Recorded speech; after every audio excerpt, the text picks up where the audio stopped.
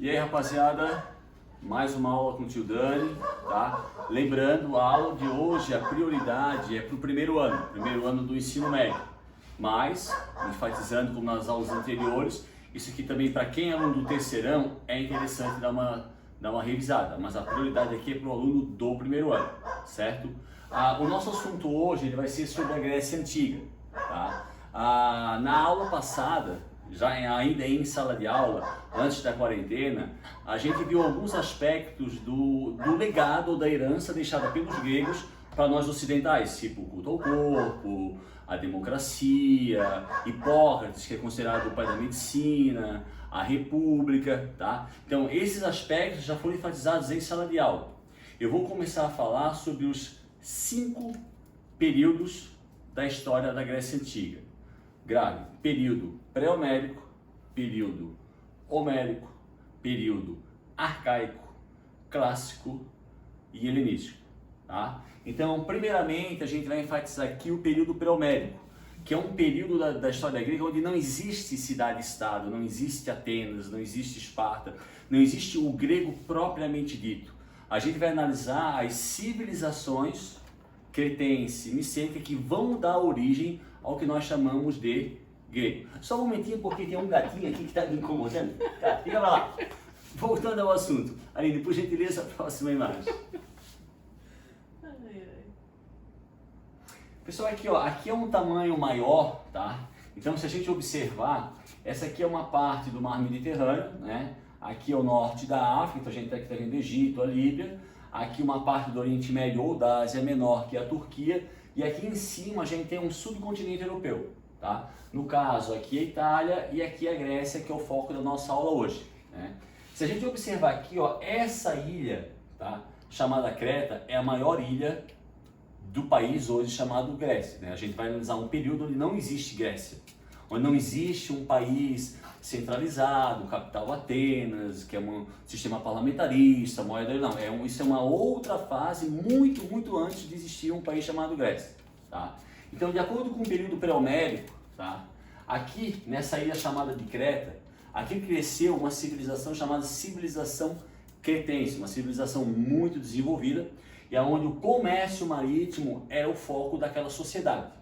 Segundo dados históricos, por volta de 2000 AC, então isso há mais de 4.000 anos atrás, tá? Povos indo-europeus. O que significa indo-europeus? Povos provenientes da Europa e vindos da Ásia, da Índia no caso, se mesclaram, se juntaram à civilização cretense.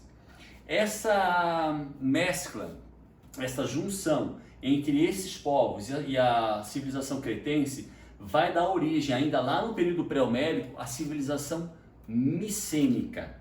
A gente sempre deve enfatizar que os micênicos, como os cretenses ou até mais, eles foram uma civilização altamente sofisticada, altamente rica, uma potência. E se a gente pensar a língua, a arquitetura, a religiosidade grega, é uma herança deixada pelos micênicos. Civilização micênica que surge de uma junção da civilização cretense com povos indo-europeus, provenientes da Europa e provenientes da Índia na Ásia, certo? Essa junção vai dar origem à civilização micênica, uma civilização extremamente desenvolvida, certo? Ali por volta do século XI, século XII a.C., essa civilização entra em decadência por vários motivos.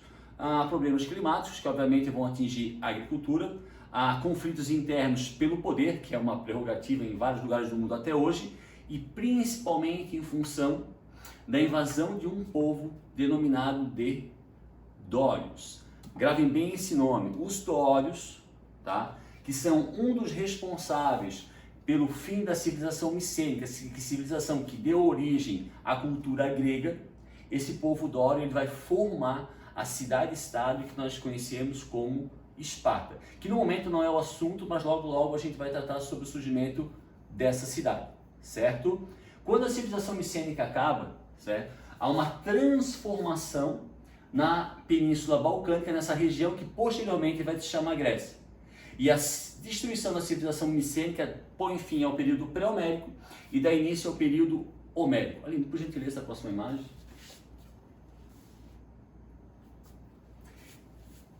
A outra, por gentileza. Período homérico. Quando a civilização micênica foi destruída, principalmente em função da invasão dos dórios, tá? Segundo os dados históricos, a escrita teria sido abandonada, isso já no período homérico.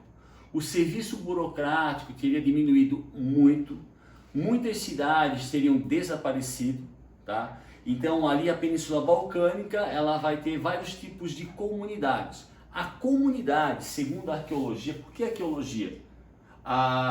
O período homérico praticamente não há escrita. Então, basicamente, como que um historiador ele pesquisa sobre esse período se não há escrita?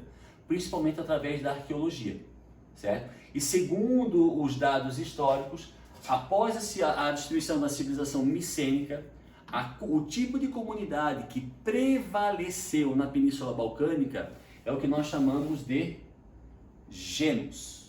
Então, a destruição da civilização micênica é um dos fatores que causa essa destruição e invasão dos dórios, povo que posteriormente cria Esparta. Na Península Balcânica vão existir vários tipos de comunidades, inclusive urbanas, mas a comunidade que vai prevalecer é o que nós chamamos de gênos, que seriam pequenas comunidades formadas por algumas centenas de casais, aonde a economia ela é coletiva e essa comunidade ela é comandada por um líder que nós chamamos de pater família.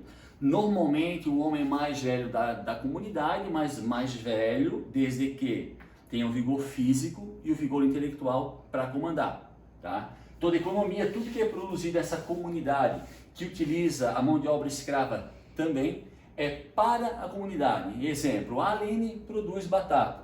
A Aline produz batata para ela e para a comunidade. Eu produzo cebola, eu vou produzir para mim e para a comunidade. A cabana, a tua casa, casa entre aspas, é uma propriedade privada, mas o que é produzido pelos membros daquele determinado gênero é produzido para toda a comunidade, certo? Isso dentro do período homérico, tá? Um outro detalhe bem importante, ali no finalzinho do período homérico, volta do século 8 a.C., surgem duas obras muito famosas, Ilíada e Odisseia, escritas, segundo os dados, por um tal de Homero, né? Pessoal, a gente não tem certeza se realmente foi um Homero que escreveu as obras. Alguém escreveu, e ela é atribuída a um homem chamado Homero. Essas obras, tá? Elas descrevem muito aspectos do período homérico, certo? Por exemplo, a história de Aquiles, o grande guerreiro Aquiles, está dentro dessas duas obras. O cavalo de Troia, a história do cavalo de Troia, está dentro dessas mesmas obras. Então são obras que descrevem um período homérico, escritas ou elaboradas, segundo os dados históricos, talvez por um cara chamado Homero. Com o passar do tempo, certo? Se os gêmeos são formados por vários casais, esses casais obviamente vão proliferar e vão ter filhos, e vão ter netos, vão ter bisnetos, vão ter tetranetos, tataranetos, e a comunidade vai aumentar. Só que a Península Balcânica, ela não se destaca tanto pela fertilidade do solo. Então essas comunidades, com o tempo, elas vão crescer e vão necessitar de mais áreas férteis. E isso, agregado à invasão de outros povos, inclusive os próprios dórios, vai causar o final dos gêmeos. O final dos gêmeos, comunidades caracterizadas pelo pater-família, por 100, 200, 300 casais, economia coletiva, o uso do trabalho escravo, o fim dessas comunidades marca o final do período homérico e vai determinar o início do período arcaico, período que é caracterizado principalmente pelo surgimento das cidades-estados. Uma coisa que a gente deve enfatizar muito bem, que já nesse período, tá? Mesmo no período homérico e principalmente no período arcaico, os gregos de forma geral, eles se caracterizaram muito pelo comércio marítimo, obviamente, né? A Península Balcânica é banhada pelo Mar Egeu, pelo Mar Mediterrâneo e pelo processo de colonização, tá? Os gregos, independente, pessoal, da cidade-estado que for, a gente pode citar Atenas, mas tem outras cidades-estados, eles vão se caracterizar pela colonização de várias áreas ali ao redor do Mar Mediterrâneo. Então ali é o sul da Europa, norte da África, Oriente Médio, Ásia Menor, e esse processo de colonização vai dar origem a outras cidades-estados, tá? E a cidade-estado, então o gênero, o final do gênero, marca o início das cidades-estados e determina o final do período homérico e o início do período arcaico. Assim, não existe, tá? Como é que surgiram as cidades-estados? Ainda não se descobriu ao certo como que essas cidades se desenvolveram. A documentação que está aberta ao público, que nós temos conhecimento, ela já aparece com a cidade-estado formada. Então, ali, o final dos gêneros para a cidade-estado, existe uma lacuna. A gente não conhece como que essas cidades se formaram desde o início. A gente tem uma documentação que já mostra a cidade pronta. A cidade-estado de Esparta, a cidade-estado de Atenas. Então, existe uma lacuna entre o final do gênero e o início das cidades-estados, tá? Então, agora, a gente vai estudar o período arcaico. Lembrando que eu já falei antes, o período arcaico, ele é caracterizado pelo surgimento das cidades-estados, ou polis, tá? Segundo alguns dados históricos, eram então de 110 a 120 cidades-estados, tá? Cada cidade-estado, né? Vamos imaginar assim, ó, Floripa é uma cidade-estado, Blumenau é uma cidade-estado, Joinville é uma cidade-estado, Lages é uma cidade-estado, que são cidades maiores, né? Vamos imaginar que todas essas cidades são gregas, porque todas elas falam grego. Mas Floripa funciona, tem uma economia própria, tem uma política própria, tem um sistema próprio. Joinville fala a mesma língua que Floripa, o português. Só que Floripa funciona de uma forma totalmente, Joinville funciona de uma forma totalmente diferente de Floripa. Lages também é considerada uma cidade-estado brasileira, porque fala o mesmo idioma de Floripa e o mesmo idioma de Joinville, só que tem um funcionamento completamente independente. Assim são as cidades-estados. Todas essas cidades são consideradas gregas porque elas falam o mesmo idioma, o grego, mas uma é independente da outra. E muitas vezes essas cidades, apesar de falarem o grego e rezarem para os mesmos deuses, uma vai ser inimiga da outra, uma vai ser rival da outra. O maior exemplo disso é Atenas e Esparta, tá? Normalmente a gente não analisa todas as cidades-estados, porque eram em torno de 120, se a gente analisar todas, ele vai ficar o ano todo.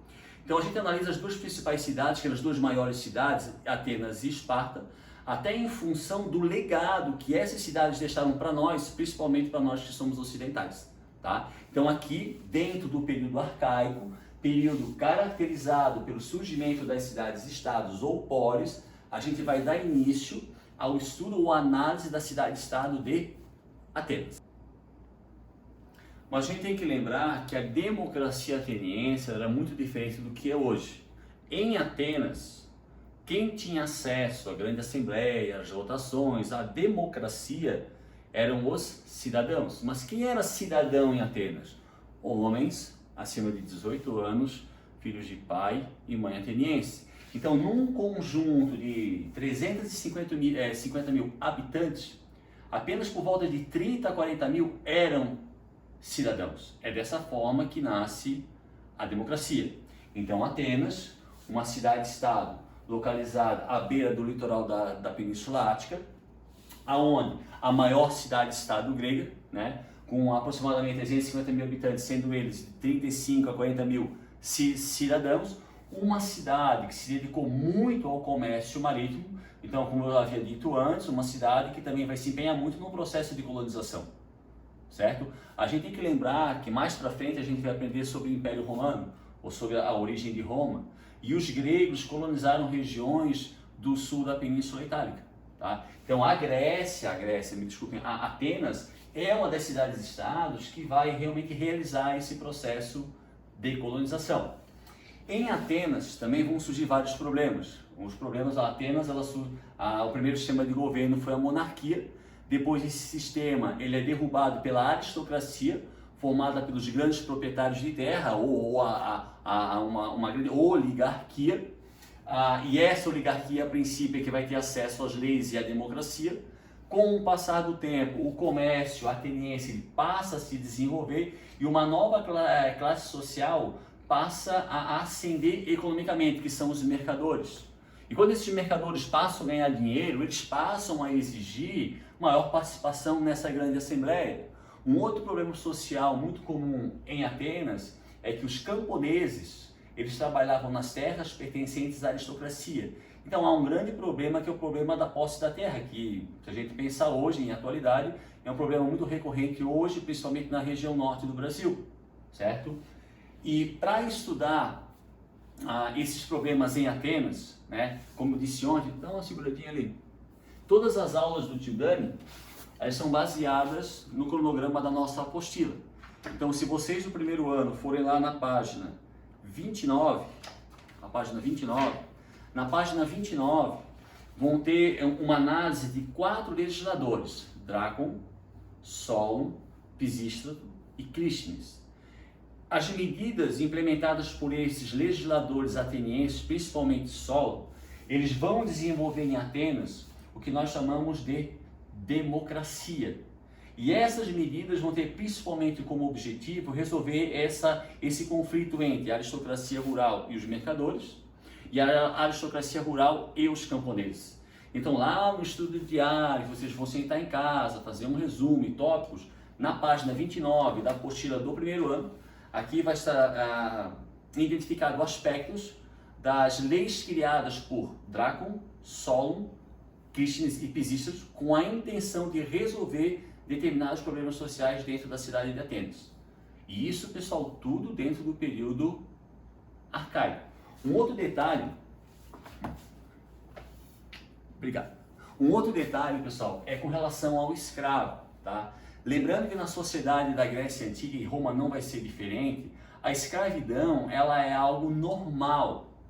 Para nós hoje, na nossa a sociedade atual, isso é inconcebível. Não interessa em que patamar, isso é inconcebível. Mas na sociedade da Grécia Antiga, ter escravos era algo normal. Até o ateniense, principalmente, não só Atenas, eles acreditavam que o ócio era algo bom. Então, para que o homem ateniense, para que o pensador ateniense pudesse ler, desenvolver a democracia, era necessário ter alguém para fazer o trabalho bruto, no caso, o escravo. Isso não é apenas uma característica da cidade de Atenas, é uma característica de todas as cidades-estados, certo? E aí, claro, não posso deixar de citar com relação a Atenas, Aristóteles, Sócrates, Platão, todos esses pensadores, certo? Agora a gente vai analisar a segunda maior cidade-estado da Grécia Antiga, que é Esparta.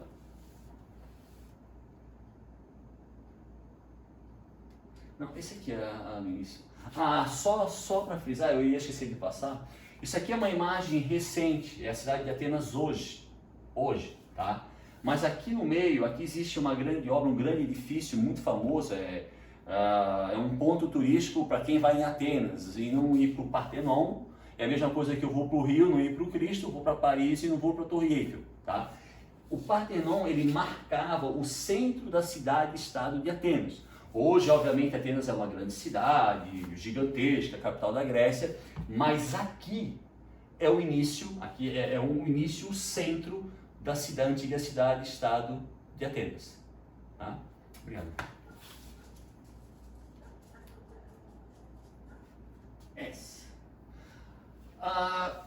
Vocês podem ver a imagem, e provavelmente essa imagem é conhecida de muitos alunos, de muitas pessoas, professores. É uma cena do filme 300. Tá, professor, mas o senhor está passando uma cena do filme 300 a falar sobre Esparta. Sim, porque o filme 300 ele mostra o protagonismo do filme é desempenhado por soldados espartanos. E por que Esparta, sempre que se fala em Esparta, se pensa em soldados, se pensa em guerra? Esparta, como eu falei antes, foi uma cidade-estado criada pelos dórios. Aquela mesma civilização que destruiu os micênicos. Tá? E os dórios eram uma civilização extremamente militarizada. A violência, como vai ser em Esparta, ela não é considerada algo negativo, é considerada uma virtude. Para o homem espartano, que é um descendente do Dório, aonde que o homem pode mostrar sua coragem, o seu valor? Na guerra. Então a sociedade espartana era uma sociedade extremamente militarizada. Por exemplo, as crianças, os homens no caso, a partir dos 7 anos, eles saíam de casa, eles eram desvinculados da sua família e eles iriam para lugares que a gente chama hoje de quartel. Com 15 anos eles já eram soldados prontos, porque o homem espartano, a partir do momento que ele nasce, ele já tem um destino pré-determinado, ele vai ser soldado. Lembrando também, pessoal, que não só em Esparta, mas em outras cidades e estados da Grécia, quando uma criança, independente se é homem ou mulher, ele nascia com alguma deficiência física, normalmente essa criança ela era morta, porque não se aceitava esse tipo de coisa. No caso de Esparta, em Esparta existia uma assembleia formada por anciãos chamada de Gerúsia. É essa assembleia que vai decidir o destino dessa criança. No caso de Atenas, quem decidia o destino dela seria o próprio casal. Mas independente de Esparta ou Atenas ou outra cidade-estado, era comum os gregos se desfazerem de crianças com deficiência, característica que vai persistir lá na Roma Antiga. Tá? Não se aceitava defeitos, principalmente em Esparta, que era uma cidade voltada para a guerra. Esparta, por ser uma sociedade mais interiorana, diferente de Atenas, ela não se dedicava ao comércio marítimo, mas ela se dedicava principalmente à agricultura e à invasão de outras cidades, e não à colonização, ou comércio marítimo como era em Atenas. Esparta vai ter escravo como Atenas? Sim, ok. O escravo espartano ele é também chamado de ilota ou servo do Estado, mas diferente de Atenas e de outras cidades, os espartanos eles não comercializam escravos. O escravo que o espartano captura numa guerra, ele usa para si próprio, ou para o trabalho agrícola, para construir um prédio, para cavar um fosso, ou para treinamento de guerra. Os escravos ou os ilotas, eles eram usados como cobaia pelos soldados espartanos. Certo? Por quê? Porque em Esparta a sociedade era altamente militarizada, as leis eram inquestionáveis. O que significa isso? Dificilmente elas mudavam, e se elas mudassem era em função da grande assembleia chamada de Gerúsia, diferente de Atenas, que aquela assembleia se reunia dezenas de vezes durante o ano para criar ou modificar uma lei. Então, na questão de legislação havia uma diferença muito grande entre Esparta e Atenas, certo? Tudo isso, pessoal, que eu estou citando agora, que eu estou falando agora, a gente está dentro do período arcaico, que é o período de surgimento das cidades-estados e desenvolvimento das cidades-estados. Por exemplo, agora eu vou partir... um outro detalhe, a gente não pode deixar de esquecer, com relação ao papel da mulher. Apesar de Atenas ter nascido a democracia e Esparta ser uma sociedade muito militarizada, a mulher espartana ela tinha um papel muito mais importante dentro da sociedade do que a ateniense. Por exemplo, a ateniense às vezes não tinha nem direito à herança, não tinha nem direito a sair na rua se não tivesse consentimento do marido. Como os homens espartanos, na maioria dos casos, estavam na guerra, quem é que cuidava da administração e da economia? As mulheres. Então, por incrível que pareça, a mulher espartana tinha muito mais liberdade do que a mulher ateniense. Tá? Então, agora a gente vai partir para o período clássico, que é um período marcado por duas grandes guerras, as guerras médicas e a guerra do Peloponeso. Pessoal, então, o período clássico, tá? Ele é marcado por duas guerras, as guerras médicas, que é uma guerra entre não Grécia, as cidades-estados e a Pérsia, tá? Lembrando que durante esse conflito, Atenas forma a Liga de Delos, que seria um conjunto de cidades-estados sob a liderança de Atenas que vão estar contra Esparta. Outras cidades vão participar da guerra, mas de forma independente, como Esparta, quer dizer, não pertencendo à Liga de Delos. A guerra médica é dividida em 4 batalhas: as batalhas de Termópilas, batalhas de Salamina, batalha de Plateia e a batalha de Maratona. Então é um conflito entre as cidades e estados gregas contra o Império Persa, certo? Apesar da dificuldade, porque a Pérsia era um grande império, essa guerra ela é ganha pelas cidades e estados gregas, e após as guerras médicas, Atenas vai conhecer o seu período de grande apogeu, que é o que a gente chama de século de ouro, aonde ali vai aparecer o legislador Péricles. Atenas, politicamente, militarmente, economicamente, vai crescer muito, vai se tornar uma grande potência dentre todas as cidades e estados da Grécia Antiga. Só que o crescimento de Atenas, após as guerras médicas, causa o temor de outras cidades e estados, principalmente de Esparta. Esse temor e esse medo causado pelo crescimento e fortalecimento de Atenas vai deflagrar dentro do período clássico o que nós chamamos de Guerra do Peloponeso. A Guerra do Peloponeso, pessoal, ela se caracteriza por duas alianças. Aqui, em verde, seria a Liga do Peloponeso, comandada por Esparta, contra a Liga de Delos, comandada por Atenas. É uma guerra civil entre cidades e estados gregos. Lembrando que essa guerra acontece posteriormente ao final das Guerras Médicas. Após um conflito muito intenso entre todas as cidades e estados gregos, o final da Guerra do Peloponeso se caracteriza pela vitória da Liga do Peloponeso, consequentemente da vitória de Esparta. Lembrando que quando a Guerra do Peloponeso acaba, apesar da vitória de Esparta, todas as cidades e estados da Grécia estavam enfraquecidas, não só pela Guerra do Peloponeso, mas em função também de anos em guerra com o Império Persa. E aqui mais para cima, estava surgindo um novo império chamado Império da Macedônia, comandado por Filipe II. Filipe II, um macedônio considerado pelos gregos de bárbaros, apesar da Macedônia admirar a cultura grega, Filipe II da Macedônia, ele invade a Península Balcânica e ele domina as cidades e estados da Grécia. Atenas, Esparta, Corinto, Tebas, todas as cidades. E após dominar essas cidades, Filipe II morre. Se a gente observar no filme, tem um filme chamado Alexandre o Grande, ali só para a próxima imagem.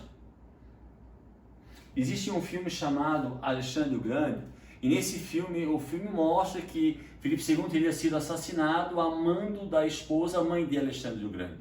E quando Filipe II é assassinado, Alexandre o Grande, Alexandre ainda, ele toma o poder, e o Alexandre faz do império do pai um grande império. Mostrado na próxima imagem. O império, se a gente observar, aqui tem a Península Balcânica, ele vai abranger uma parte do Oriente Médio, aqui é onde hoje fica o Egito, mais um pouquinho da Líbia, uma partezinha do norte da África, chegando até onde hoje é o início da Índia. Então, após a morte de Filipe II, o seu filho Alexandre toma o poder e ele estende o império do pai até as fronteiras da Índia. Por isso o nome Alexandre o Grande. Uma característica muito marcante, apesar dos macedônicos serem chamados pelos gregos de bárbaros, eles admiravam a cultura grega. Tanto que um dos tutores de Alexandre o Grande foi Aristóteles, um grande pensador grego. Isso quer dizer o quê? Que Alexandre, desde pequeno, ele cresceu aprendendo o quê? Sobre a cultura grega. E quando ele se torna um homem adulto, ele admira a cultura grega, como o povo dele já admirava. Tanto que, quando Alexandre o Grande toma o poder e expande o império do pai, ele não acaba com a cultura grega. Na realidade, ele desenvolve, ele fortalece, ele propaga a cultura grega por todo o seu império. Que isso vai dar origem à cultura helenística, uma mistura da cultura ocidental grega com a cultura oriental. Tanto que, por exemplo, dentro do império de Alexandre o Grande, o que seria o idioma oficial seria o grego. Então, o Alexandre o Grande, ele é um dos principais responsáveis pelo desenvolvimento, fortalecimento e a propagação da cultura grega, não só para o mundo ocidental, mas principalmente para o mundo oriental. Então, exemplo, quando ele expulsa os persas do Egito, os egípcios, em agradecimento a Alexandre o Grande, o nomeiam um faraó. E Alexandre o Grande criou a cidade de Alexandria, que até hoje existe no norte do Egito, e lá ele cria, para a época, uma das maiores bibliotecas do mundo. Ele traduz textos hebraicos, persas, mesopotâmicos para o grego. Então ele foi responsável pelo fortalecimento e difusão da cultura grega por por parte do mundo oriental e também para o mundo ocidental. Tanto que quando a gente fala de Alexandre o Grande, de invasão de Filipe II às cidades e estados, a gente está saindo do período clássico, que é o final da Guerra do Peloponeso.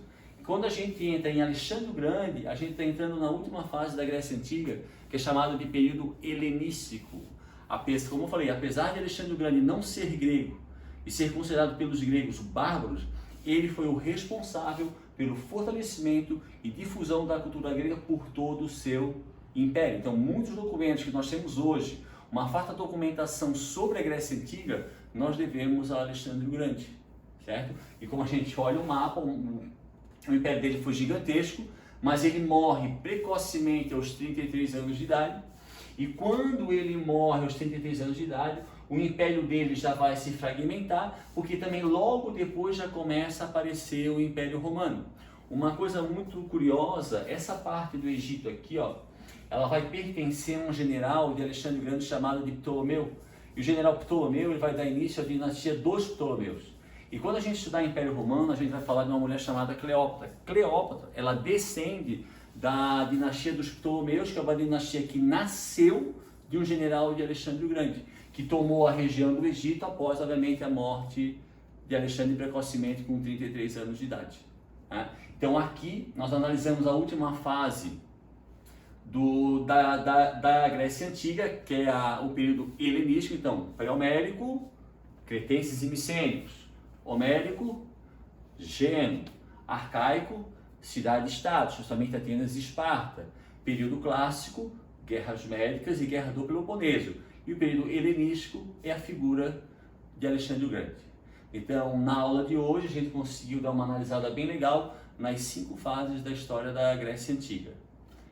Lembrando, o estudante vai lembrar, agora façam as anotações, façam os tópicos, deem uma lida na apostila, tá? E um outro detalhe que eu achei bem importante, até eu estava aqui preparando a sala, ali me perguntou assim, Daniel, mas por que esses 2 livros de Napoleão e da Alemanha?